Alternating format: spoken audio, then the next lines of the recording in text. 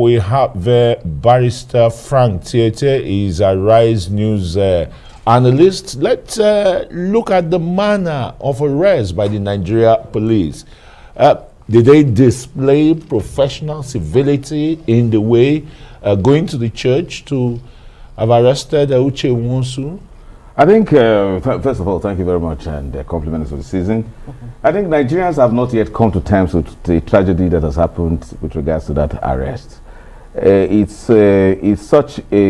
has such dire consequences, and it confirms the fact that security agents try to create the phantom of security and terrorism in order to ride roughshod of individuals' rights. And that's what we've just seen in Imo State.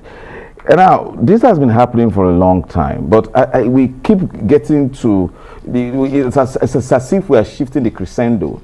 Now, there are certain places where arrest cannot take place because, first and foremost, the man who carries out the arrest as a policeman is vested with a lot of discretion in the way and manner he carries out his arrest, even though being a federal agent, he's guided by the Administration of Criminal Justice Act, and so the provisions of Section 8 of the Administration of Criminal Justice Act enjoins him, in fact, imposes on him not to disregard the dignity of the human person whenever he carries an arrest. And an arrest, to the extent that the law stipulates how it should be done, touch the person and inform him that the person you are under arrest, and state to the person right there the purpose for which is under arrest, and then I tell him that he has a right to remain silent and also has a right to contact his solicitor before he makes any statement, and he could be taken to the police station. All of these things are stated there, but what we found in Imo State, it's what the Nigerian state has been suffering for decades in the hands of a police force that is misdirected as to its national duties. That is the reason why we had Boko Haram. That is the reason that we have banditry and, to a large extent, kidnapping. That's what's going on, traumatizing the citizenry. For goodness sake, why would a policeman invade a court of law during session? In that case, in that same vein, why would a policeman under whose command will invade a sacred place like the church?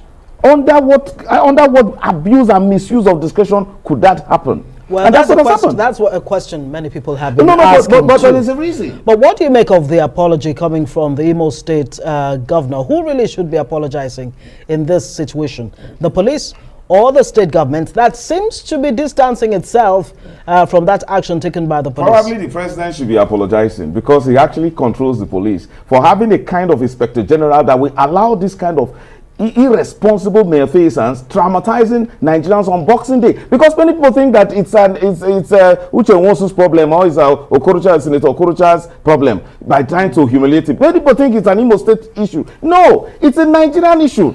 You cannot see Nigerian police set to protect people invade a church, a place of worship, shooting guns, seeing worshippers scampering for safety. You heard one of them crying, shouting in a church, during a church service. It doesn't happen anywhere. Even in times of war, military men are under international humanitarian law to protect places of worship, not to be invaded in peace times as we have by a Nigerian police. This is a huge failure of police-civil relations. And I think the president who controls the police should be the one that is embarrassed. The Imo State police, the Imo State government should be setting up a panel of inquiry looking into the circumstances surrounding this, where Imo State indigents will be traumatized to this extent, but we know the handwriting on the wall. The truth about it is that the police service in Nigeria are so degenerated to the extent that political players now use them to score political points. It's so clear. Look at the pictures that are coming out on the social media. Uche Nwosu being handcuffed, being stripped off. For goodness sake, on what basis?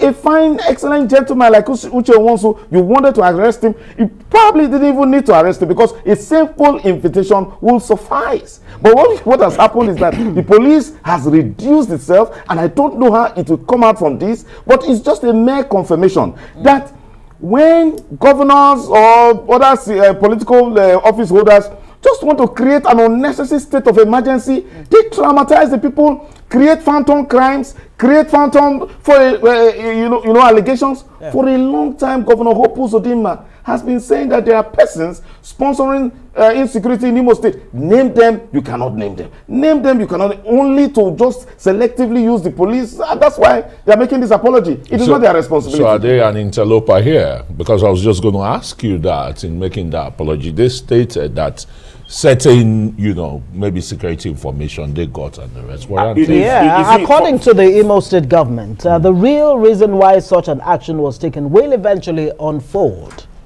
No. First and foremost, it is not the responsibility of Governor Hope Uzodinma or the Imo State government to be making this apology. It seems as if it is taking on a responsibility because it knows its role, which I think it's quite infamous. The police right now is grappling with how to handle the situation because it's such a negative perception that has increased in the eyes of Nigerians. Now, when it comes to the fact that a place of worship has been invaded, on what basis? On what basis? The point is that when police service fails to understand that in the first place it is meant to maintain peace, order in the society, the police is meant to scarcely use force. It did not invite Uche Nwosu when he had the opportunity. It did not even take time to realize that it is an abuse, misuse, and disregard of discretion to say that not to consider the fact that you will be doing more harm than good to go and present an impression before Imo people that, look, even what holds dear to you, your worship, the worship of your God, no longer matters when we want to do the things to do. Is that the kind of police we have? And I say, no, that's not. Because we have, recently I had cause to study the Nigerian Police Code of Conduct, and you need to see an excellent manual guiding police officers. The only reason police officers can do what they have done in Imo State is simply because they are not directly under the command of an officer who knows what the law prescribes. So what needs to happen then? Because it looks like the police is in the dock here. What about the politics that seems to have become a politics of bitterness? Oh yes, between the former governor Rochas Okorocha and incumbent Hope Uzodinma. Is Uche Nwosu being caught in between? Of course, yes. Uche Nwosu, I need to emphasize because I met him and interacted with him personally. He's a fine, excellent gentleman. And if you want to fight Rochas Okorocha, fight it directly. And don't use the bickering and the acrimony that exists between you and Okorocha. Don't extend it to innocent people like Uche Nwosu. Because as it is, after all of that drama in that church, to this moment, no reason has been given for which Uche Nwosu was arrested in that manner. It wasn't Uche Nwosu that was even attacked. It was the church members. Absolutely. How can the police here redeem its image? I mean, this is the first just about a fortnight ago, the president, agrees to increase the salaries of the average policeman by 20%, and Nigerians' expectation for the welfare general. Yeah, for the welfare general. The expectation is that will this spur them, for better performance and bring to bear the police code of operations.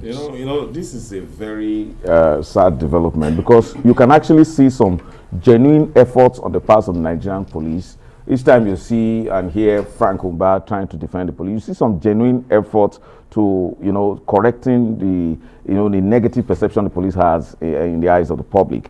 Recently, the FCT Police Command arrested 4 of his men who were extorting the innocent residents of the FCT, and not only they paraded them and then detained them and asked the law to take its course. So Nigerians are beginning to see that the police was, because I now say in past tense, responding to some of this outcry.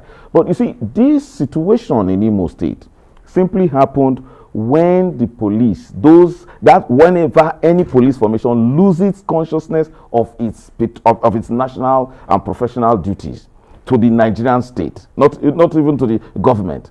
Now, a situation where certain commander will now begin to kowtow to the demands of a political office holder, simply because clearly Uche Nwosu wasn't going to answer to any offense or any allegation, but purely to show to him that, look, there is a force that is beyond his, and that can humiliate him. On the day he was going for his mother's Thanksgiving in a church. But what we are trying to say here is that Unfortunately, they got it wrong. Because when driven and drunken by power, sometimes people don't think straight. Now they are battling to redeem themselves because the people who have been traumatized are not Senator Orocha Okorocha and his family, but rather the Imo people and the government of Imo State. That's why it's rushing to make an apology. Let me tell you, this will have very grave consequences.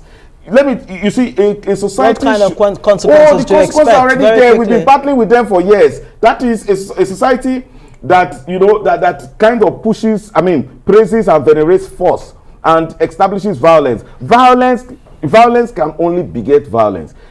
An arrest you could have done in a civil manner, quietly, you are turning it into a violent situation. People no longer have respect. Thank you so very much, Frank Tietie.